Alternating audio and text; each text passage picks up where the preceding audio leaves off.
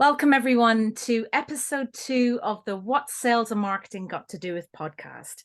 My name is Gemma Adair, founder and principal marketing consultant of Riata Consultancy. This podcast aims to delve deep into the minds of sales and marketing industry leaders, uncovering what keeps them up at night, what drives their passion, and how they execute successful strategies in both their personal and professional lives. I am delighted to welcome my next guest onto episode 2, Declan Clancy, Director of Business Development at ePresence, one of Ireland's leading digital marketing agencies. Great to have you, Declan, all the way from the Emerald Isle. Thanks very much for having me. Yes. How are we today? Good, good. The sun has finally come out today after a lot of rain. Good to know. Good to know. Oh, yeah. Anytime I go to Ireland or anyone asks about Irish weather, it's thank God it's sunny out. It's not Yeah, raining because that's why it's so green, right? That's why that's it. Ireland's so Yeah, green. yeah, yeah. Well, look, as a Scot, you can definitely empathise with too much rain. Exactly. So please introduce who you are and what you currently do. Yeah, so as you mentioned, I work for ePresence Digital Marketing. We're a digital marketing agency in Ireland. Work with clients in a number of industries from B2B, e-commerce, national brands. And really our role, and I suppose my role as a digital account manager is, managing the clients, understanding their needs, helping them grow their traffic, grow their leads, grow their sales, and really helping them scale and kind of get to that next level. Nice. And where are you based currently, Declan? So I'm based in Cork in the south of Ireland. In we call it the people's capital. Dubs won't like me saying that, but And my question to you would be, if anyone was to go on holiday or take a break to Cork, what should they do and go and see? oh well, the most famous thing would have to be the Blarney Stone. So kissing the Blarney Stone. Actually, the guys from the Overlap, Roy Keane and Gary Neville were over here recently, and they kissed the Blarney Stone. So legend has it when you kiss the Blarney Stone that you get the gift of the gab and you never stop talking. So that's my excuse if I ramble on a little bit because I have done it before. Don't worry. And I know you're an avid fan of football, so we'll come on to that later. Yeah. But yeah, because you mentioned Roy Keane there. So yeah, no, that's great stuff. So let's kick off really going back to just where it all began for you. So when and where did you start your sort of sales journey? Where did it all begin? Yeah, so I suppose kind of like going back to my secondary school days, really, like I always had an interest in kind of business as a subject, and I decided to do commerce at University College Cork, my local university. So it was a kind of a broad business degree, but it was really great because it gave me kind of good grounding in various aspects of business like accounting, economics, but really it was management and marketing were the two areas that I enjoyed the most. Got the opportunity as well to kind of study abroad. Went over to America to University of Cincinnati, got to study there, and it was a really great experience actually because they have a lot of Fortune 500 companies like Procter and Gamble that would have guest speakers coming in and talking about marketing. So it was a great experience. So really, from University College Cork, I majored in management and marketing, and kind of from there, then after I finished college, I moved up the country to Galway, which is beautiful kind of seaside town, and it's also the party capital of Ireland, which was an added bonus. But yeah, I worked for a company there, European SharePoint conference. That's how I met yourself, Gemma, back in your Nintex days. You did, yeah. Yeah. So from this little office in Galway, we organised a conference on the Microsoft SharePoint technologies in a different European city each year. And it really was a great experience. I made some kind of great friends, got to work with some other talented marketers and sales professionals. And it really was a great place to kind of learn my craft. I suppose the biggest, buzz I've got out of any kind of role in my career really, was, going to those conferences, with about 1,500 people that we had brought, from just doing digital marketing and sales. So like that's such a buzz to walk into an auditorium knowing that you and your team had, brought all this community together. So, I spent 4.5 years there. After that, I got the itch to move home to Cork, and I became one of Ireland's first digital marketing managers of a hotel. So I was actually with a hotel group, Trigon Hotels, 3 hotels in Cork. Brilliant learning experience, very fast-paced environment with 3 hotels.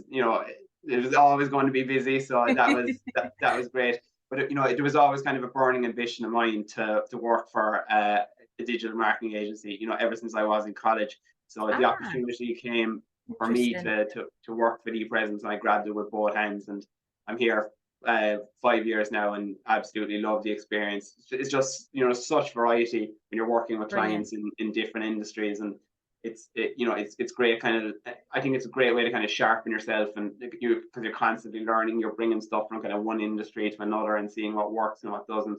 So that's really great experience, and why I love working at an agency. Oh, brilliant, brilliant. It's interesting if we go back there when you talk about is it Cincinnati in the States where you studied? How long were you there for? And what was it like coming from Ireland to the States? Did you kind of like really immerse yourself in the culture over there? What was that like? It was an education, definitely. Yeah. I suppose the biggest difference was just the confidence that American students had versus Irish students. Irish students, and I'd say kind of, probably it'd be the same in the UK, not ones to kind of blow ourselves up a little bit. What I really found there, like there was such an onus on, presentations. So, you do your report and you do a presentation, whereas in Ireland, there was a little bit of that, but it was kind of mainly kind of, written projects or exams. But like in a business context, you're going to have to give presentations, and the American students were just so much more comfortable at it than I was. I was a complete fish out of water there. But I suppose the saying goes, growth exists outside your comfort zone. The more you kind of do something, the more you throw yourself into it, the harder you work at it, the better you get. So, coming back to Ireland, that final year, having, for 3 years not given presentations in Ireland, we were suddenly kind of, there was a bit more an onus to do a few more presentations, and I was much more confident. And I think, it definitely helped my grades that year, but just going forward into my career, just kind of learning those presentation skills has definitely been a huge asset. Amazing. No, it makes a lot of sense. And you were there for how long were you there for? I was just a year. It was a study Just a abroad year. program. Okay. Yeah. Yeah, no, that's great. I think with presentation skills, I mean, it is an art, right? You have to really It kind of is. learn your craft and stuff. And it's that what's like a nugget that people sort of continue to say is you have to just keep doing it in Yeah. order to keep presenting to people and different kind of crowds and different settings to kind of grow those skills. So Yeah. Even today definitely. now, like I suppose if I have a big presentation, I think my wife thinks I'm crazy at times, because I'll be upstairs in kind of a room just kind of, preparing for a presentation the next day and just kind of speaking out loud and just making sure I'm confident in my delivery. Because, it's not enough to just have, I suppose, good content. How you present that is, and how your delivery is just so important. And like, I remember in one role kind of early in my career, I probably wasn't as confident, even still after those experiences, as I am today, let's say, with talking. And just kind of one meeting, I kind of went through the motions. I probably hadn't worked on being honest about it, going into, and even though the content of the slides were good or whatever, I hadn't kind of talked through them enough. And, I just felt I didn't put my best foot forward in front of who I was presenting to. And kind of the next month in, I had another presentation, and I had really put the time in, and I was just much more confident. And then, when a curveball gets thrown your way, like a question you're not expecting, just because you feel that bit more confident, you're better able to articulate what you want and respond to it. No, definitely a lot of good nuggets there in terms of presentation skills. And like I said, the more you do it, the more, and the planning part to it as well, the pre-planning and knowing what you're going to say and who your audience is, I think is really, really quite key. You mentioned there the European SharePoint conference. I mean, that conference in itself is probably one of the largest tech conferences in Europe. It's huge. Take me through your time when you were at, within that community and managing that event. Like, what did that role look like in sales? And did you manage people, or were you solely in a position yourself, that kind of thing? Yeah, no, that was kind of my first role out of college. So I would have been kind of a bit more junior at the time. So I would have worked with kind of marketing manager. I give a shout out to Helen. I learned a lot from Helen during my time there, and she, like, that was actually fantastic because, unfortunately, a lot of graduates, they sometimes go into roles where there is someone, there is no person kind of giving that bit of guidance, and it makes such a difference to, I suppose, not make the mistakes. Now, sometimes you have to make the mistakes to learn from, but kind of working under an experienced marketing pro, definitely a huge help. But I suppose when I joined European SharePoint conference, it's 2011, so it was actually before their first conference. So I was kind of there from the very start. So that first conference, I'll never forget the fear in the in the run up to the conference, because like we had no idea what was coming.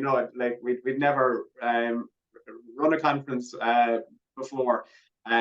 So it was so difficult, but it was great experience in terms of marketing, because I kind of learned a lot. I would have been doing a bit more of the administration side of things, which I thought was a great way to kind of learn about the business, dealing with a lot of the the sales contacts in the sponsor companies and dealing with attendees. Also then in terms of, let's say, preparing printed collateral and promotional materials for the conference would have been involved in there. And then I suppose the bread and butter for 90% of the year was the digital marketing. It wasn't even called digital marketing at the time. That's how long I'm at it. It was more online marketing.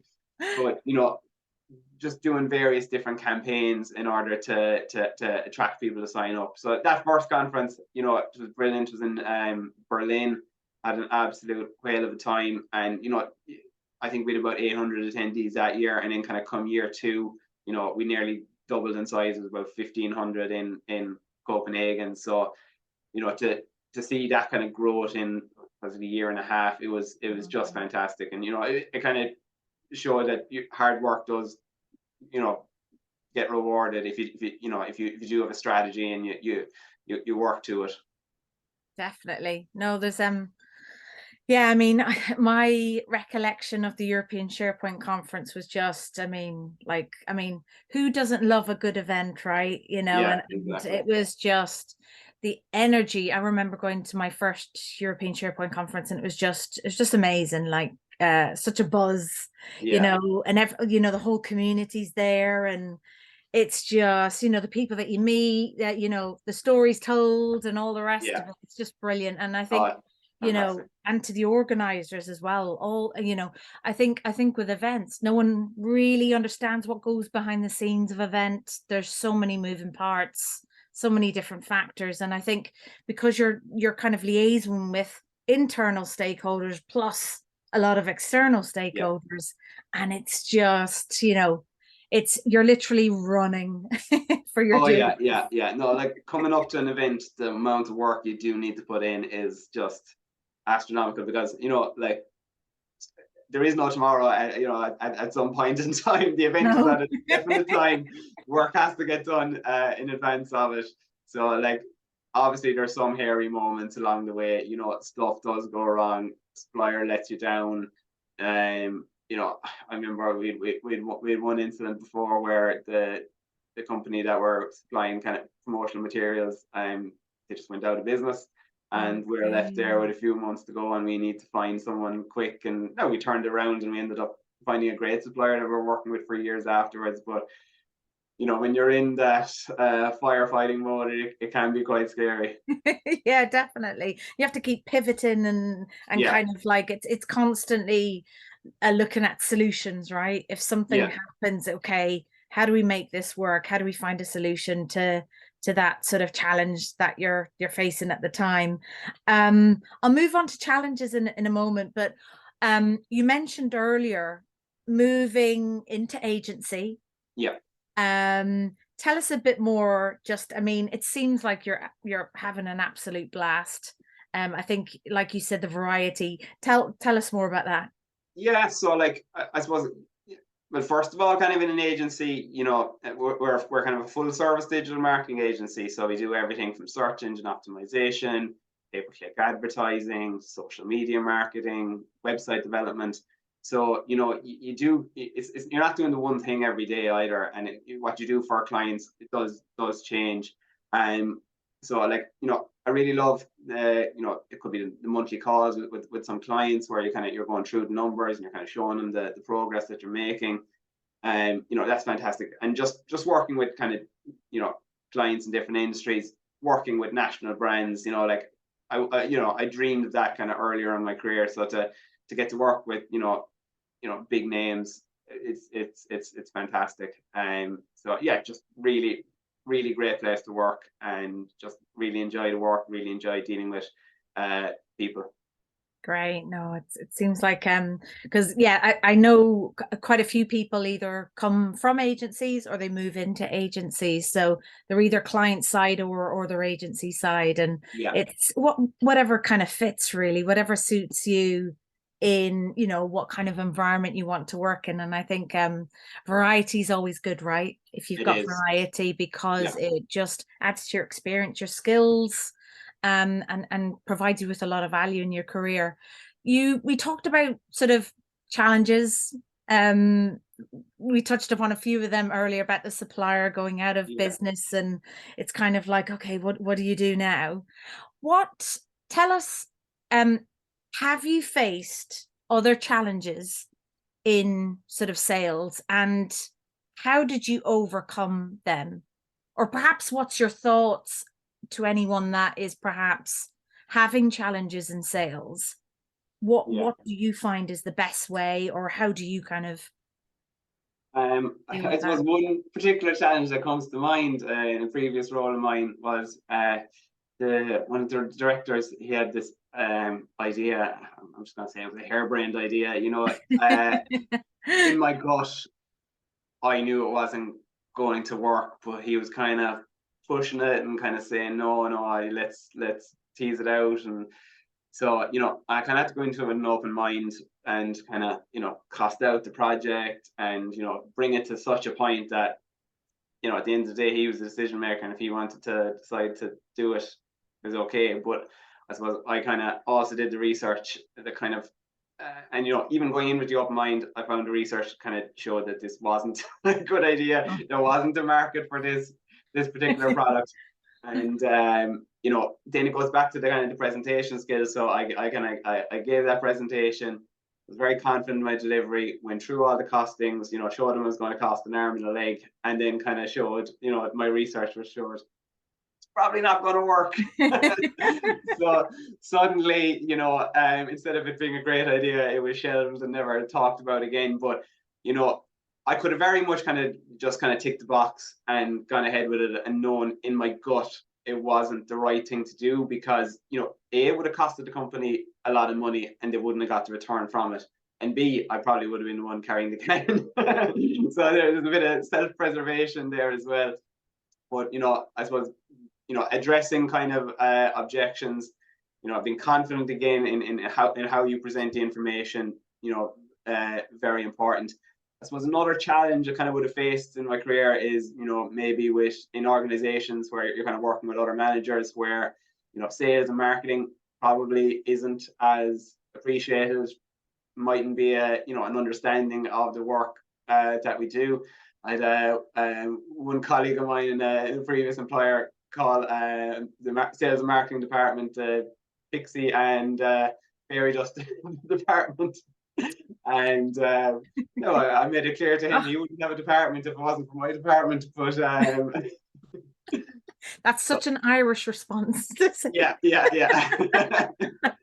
But I They're like, yeah, particularly I like cutting, it. all I right. like it. Yeah. Stand your ground. I like it. That's it. That's it. So look, if someone has a closed mind, it's very hard to Yeah. change that. And look, he wasn't, my boss or anything, but I suppose, when you're trying to get buy-in from other departments, that can be challenging if they don't fully know and respect what you do. I think there is a misunderstanding of people that don't work in marketing in particular, that we're just, on Facebook and Instagram all day, but there's a lot more goes into it than that. So, but it's just all about kind of educating your colleagues, I suppose.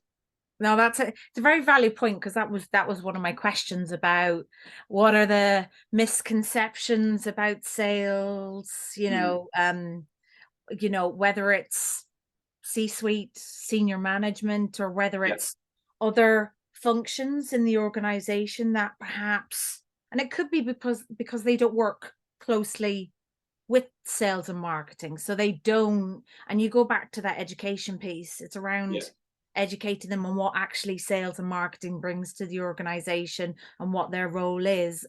Anything to add to that, just off the back of what you were saying? Yeah, no, I actually read an article recently. I saw it on LinkedIn. It was on the Wall Street Journal, but it actually mentioned that CMOs of all the kind of senior execs, they have the shortest tenure of, CFOs, CIOs, and far fewer CMOs progress to being, chief operating officer, chief executive officers than, let's say, their equivalents in finance and technology. So part of the reason the article kind of said with this is, as marketing, advertising, sales, a lot of what you do is external. So, it's on branding, it's on promotions, it's on advertising. Whereas, your chief financial officer, your chief information officer, they're probably, doing a lot more internally, because that's just the necessity of their job.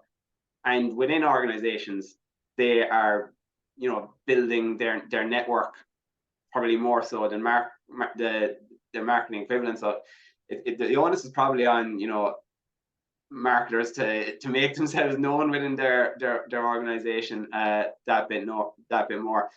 And then I suppose, yeah, like you do see a lot of CFOs, I suppose, kind of getting chosen as, CEOs. And I think there's always kind of you know the financial side of the business, they want to cut costs, and sales and marketing want to spend. So there is kind of that eternal battle there, which I think makes it hard for marketers.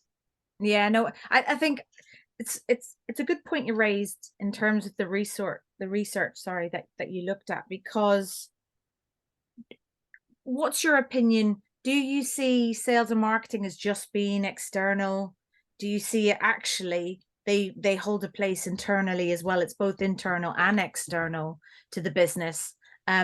Because, as you know, there's external communications plus there's internal communications. There's that whole kind of stakeholder management piece and getting people involved, and working across the business in terms of, getting the right messaging, making sure that the value proposition is concrete as much as possible.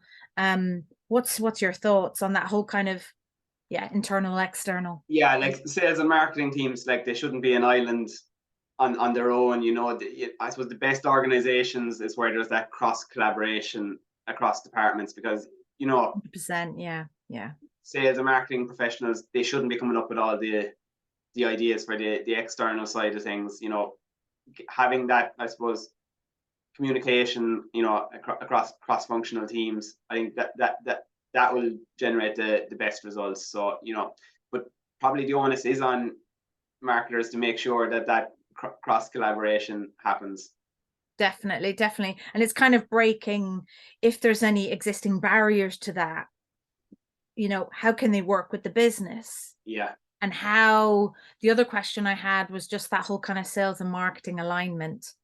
And because at times there's silos between those Yeah. two. Yeah. What's your thoughts on that kind of, like, I'm a firm believer in the whole kind of sales and marketing alignment. Well, alignment across the organization, right? But Yeah. yeah, sales and marketing alignment in that respect. Yeah, no, I suppose you do hear that whole thing. Oh, the leads you're giving me are terrible, from the sales team, and it's the biggest excuse in the book. But yeah, no, like really, they should kind of be seen as the one team. Yeah, They shouldn't be seen as separate. Like that alignment, like you said, is very important. I suppose every organization is different in how you achieve that, but definitely, regular communication, meetings between those departments is critical, I think. definitely. And I think it's also a good thing what you mentioned before, not a good thing, but perhaps something that organizations need to explore more of is, why does the CMO come out of that position?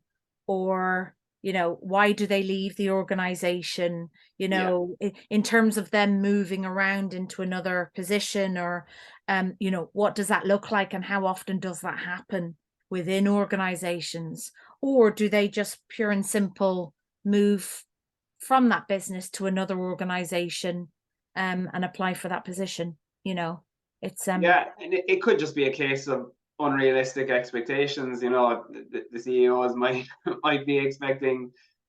Sometimes I think they think sales and marketing is a magic bullet. You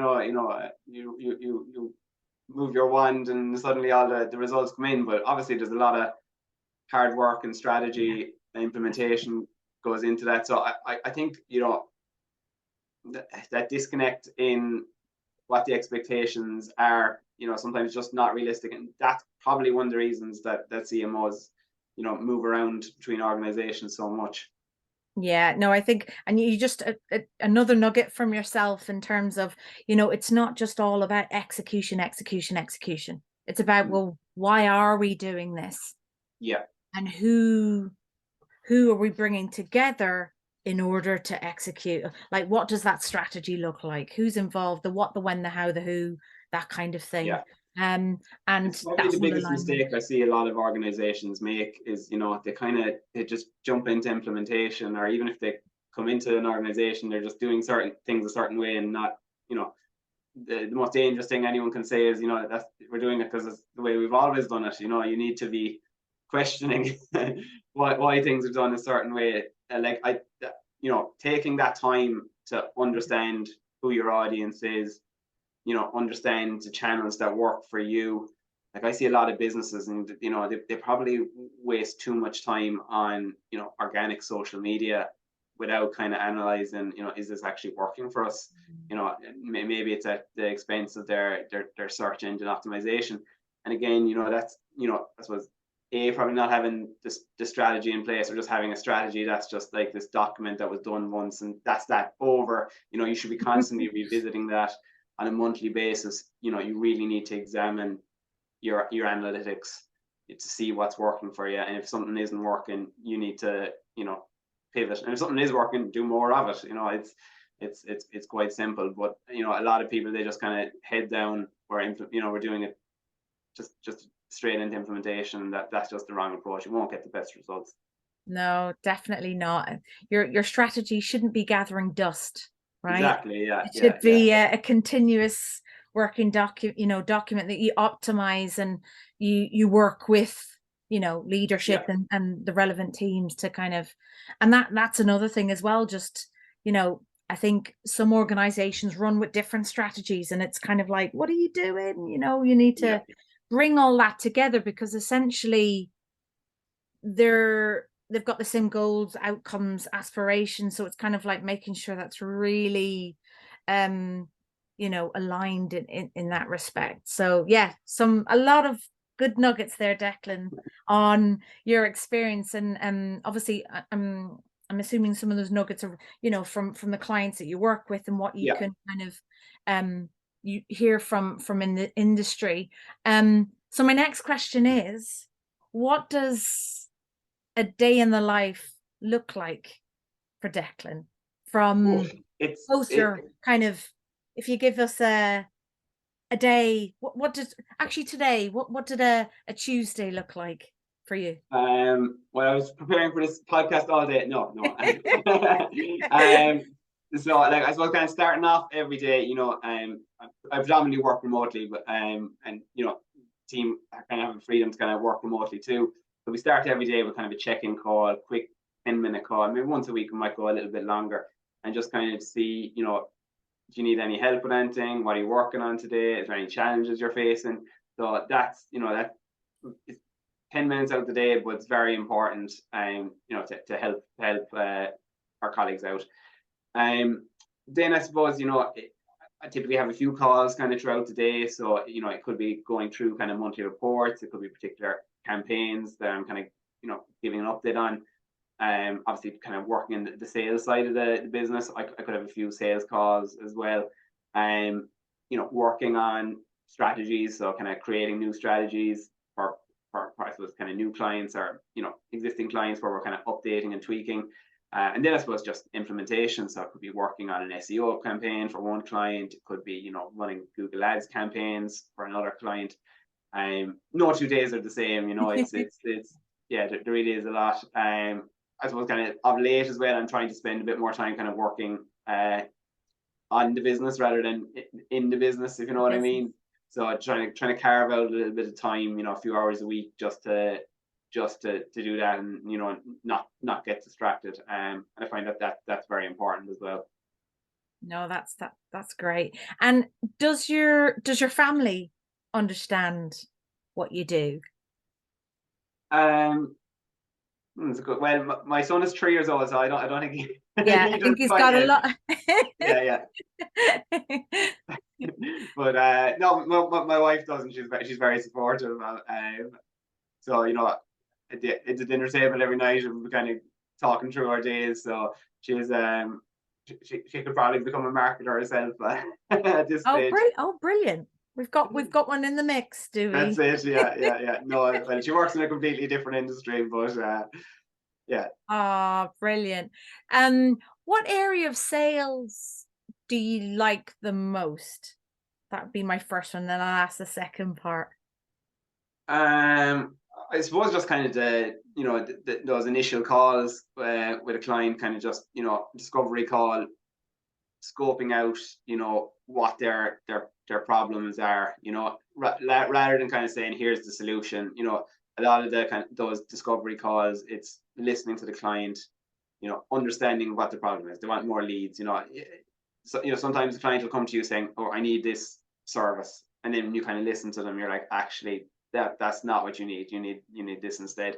So really kind of taking the time to understand the clients, and I suppose kind of coming back then to them with a tailored solution. So I suppose with our agency, no two clients are the same. Kind of the packages vary. It's all dependent on what the client wants. So it's tailoring it to get the best results for them. So definitely those discovery calls, find it very interesting.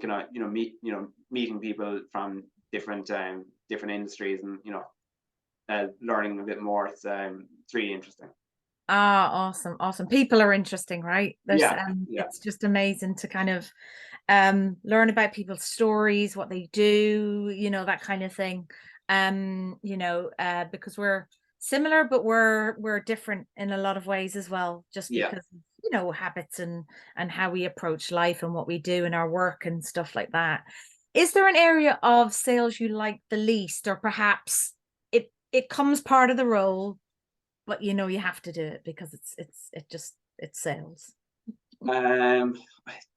Just kind of following up on prospects, I might have, I suppose every sales professional has had the ghosting, sales ghosting. I call it. take people. So I think I know what ghosting is, but for people that don't know, what's sales ghosting? Yeah. Well, I suppose kind of ghosting in a dating context, where it originally comes from is, you're talking with someone and then they just completely ignore you.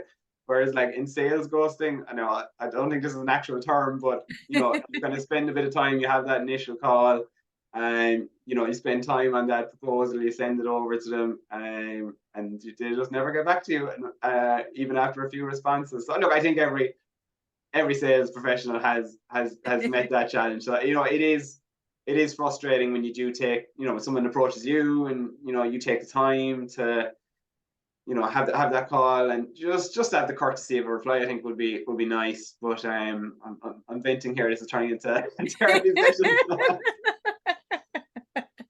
No, I think a lot of sales can relate, or perhaps people that are running their own business, and Yeah, they wear a lot of different hats, and sales is one of them, right? When they yeah, prospect to people. And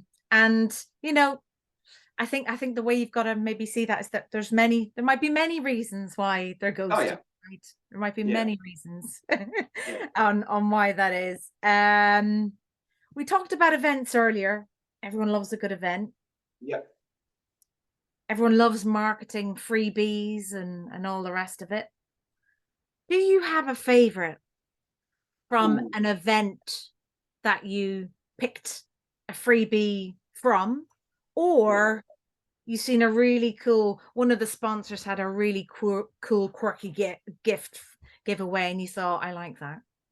I'm very much a practical person, so it's those actual practical things, but like it's definitely the quality for me. So kind of Okay. if it's a premium brand, that will stand out to me. So like if you get a Moleskine notebook or something really cool like that. So notebooks, pens. I haven't bought a pen since 2010. It's all from events.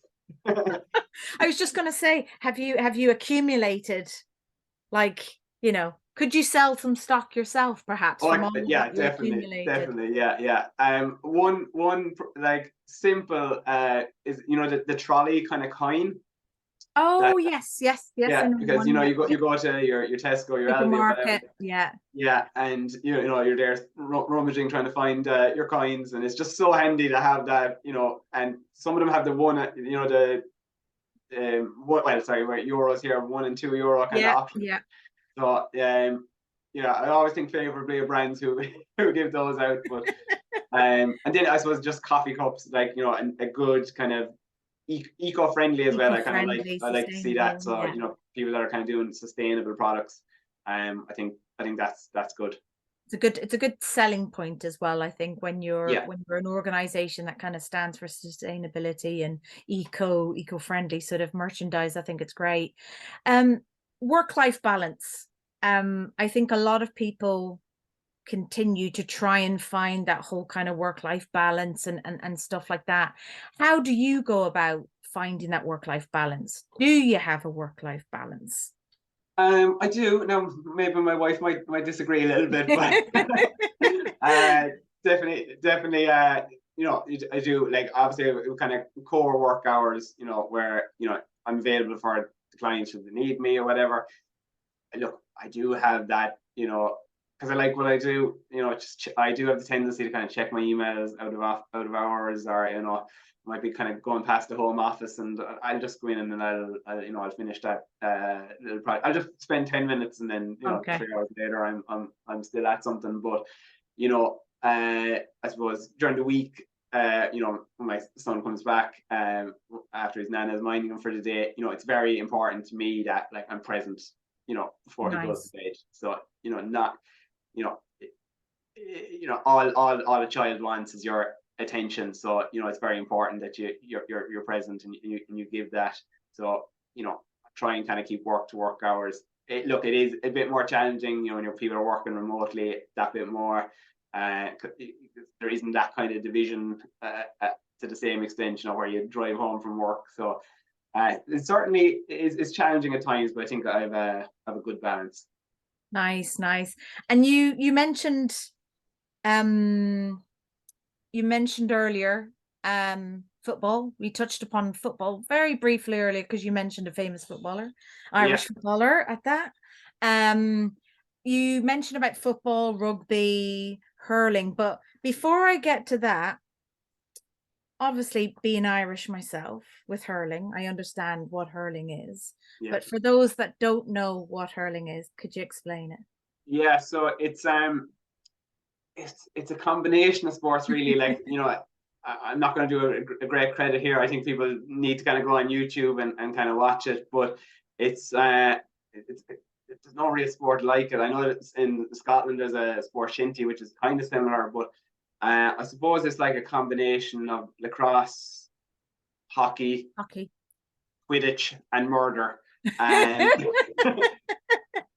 so it's yeah, grievous bodily harm at times. So it's those kind of it's the fastest field sport in the world. It's played with kind of 34, 36-inch sticks, and the object of the game is to go from one side of the pitch to the other, like soccer goals, except actually more like rugby goals, because you kind of two uprights as well. That's right. So Yeah. you get it over the bar, it's 1 point, and you get it in the net past the goalkeeper, that's 3 points. So it's a fantastic sport. I absolutely love watching it. I'd encourage everyone to have a look on YouTube and just check it out themselves. And not to mention, you have to wear a helmet as You well. have to wear a helmet. Yeah, no, that wasn't always mandatory. That's only in the last, I'd say, 15 or so years. But dentists, I think, decry that kind of change, because they were making quite a bit of money without the helmets being in place, replacing teeth. So yeah. Because I have fond memories playing it when I was little, and I've been hit by that stick many a times. Yeah, no, it's not nice. Or the ball, as we call it, the slitter. Yeah, Many a times. But I look back, and I mean, just such a brilliant sport to play. I mean, I loved it because it was fast paced, and it was just great to get stuck in. You know, as you quite know yourself. With football and rugby and hurling, are they sports that you play? No, not really at the moment. Like, I'm passionate about running, so like that's kind of the sport that I take part in. So, and it's great stress reliever as well, aside from the physical benefits. Just to go out there and just go on an easy run, and just you kind of get into this kind of flow state, feeling as in it's absolutely lovely. And then there's that competitive element with racing. So kind of with football, kind of hurling, rugby, they're kind of sports that I like to watch. But no, I think my playing days are behind me now. And what runs or competitions have you entered in? So Previously? yeah, no, I've done a few marathons. Oh, brilliant! A lot of half marathons. Signed up for this summer now, so a few ahead of me. So yeah, I kind of do everything kind of from 5K to marathon. Oh wow! Anything Yeah. in the UK? Are you going to venture over here? I haven't. No. No, I'd love to try and get into London, but I know it's very difficult to get very in, and hard, it's isn't it? To get, very yeah. competitive. Everyone wants to do that race. Oh, nice one, nice one. So you run in your spare time, plus you also kind of enter into the 5, 10Ks, half Yeah. marathons, that kind of thing. Amazing. Wow. Didn't know that, Declan. Didn't know that. That's awesome. That's brilliant. And I think it's nice to kind of sports, I think, is a great thing for people to get involved in, to do, even with the running, right? Running's a sport. To do that in, on the weekend in your spare time, going back to that whole kind of work-life balance, I think getting that energy going, the exercise, or it could be the gym, whatever it might look like. So no, that's really interesting. Yeah. I could be sending you links to our half marathons over here. No, yeah, a lot. Yeah, I spend probably too much on going to races at the moment. I just love the trail. Like, there's a great kind of buzz at these races. Everyone, it's very supportive environment. Everyone's kind of shouting each other on, and like just a great buzz crossing that finish line. Whether it's 5K or a marathon. That's brilliant. Oh, it is. There is a good buzz. I think if you're in it, or like a lot of people kind of cheer people on and kind of are watching the races. So that's really great. What did you want to be when you grew up? Professional soccer player, but I don't think that's gonna quite work out. So yeah, no. Really, kind of from an early age, like I did know. I remember getting a college prospectus, kind of when I was in first year of secondary school, and kind of leafing through it and kind of looking at the various courses and kind of thinking about what I wanted to do. And I really wanted to go down the business route, and that's why I chose commerce. So from an early age, I've had a fair idea this was kind of going to be the path I was going to take. Oh, brilliant. No, that's great. That's great. And I think I think a handful of people I think when they're younger, they know the path they're going to take. But for a lot of young people, it's it's forever changing, or they're just Yeah. not quite clear on what direction they want to go in. So yeah, that's quite awesome that you were able to kind of know from a young age what path you wanted to get into. So Yeah. that's really, really great. What is your passion in life, and what drives you? I suppose kind of just personal development. Trying to be the best version of myself. It might be a little bit corny out of kind of self-help book or something. Corny's good. Corny's good. Yeah. But just kind of saying, get 1% better each day. Where you want, what got you to where you currently are isn't going to get you to where you want to be. So you do have to be, constantly upskilling, particularly in an area like digital marketing that's just completely changing. A few years ago, if you ask someone, what a TikTok was, they'd be like, "That's the sound the clock makes," and now it's one of the biggest digital platforms. So it's constantly evolving, and you have to stay on top of it. So that's kind of a big challenge. So always kind of signing up for online courses and stuff like that, reading books, kind of watching YouTube videos, reading blogs, just trying to improve and sharpen the saw, as they say. Yeah, constantly develop, right? I think Yeah, there's yeah. some really good nuggets there that people can sort of take with them.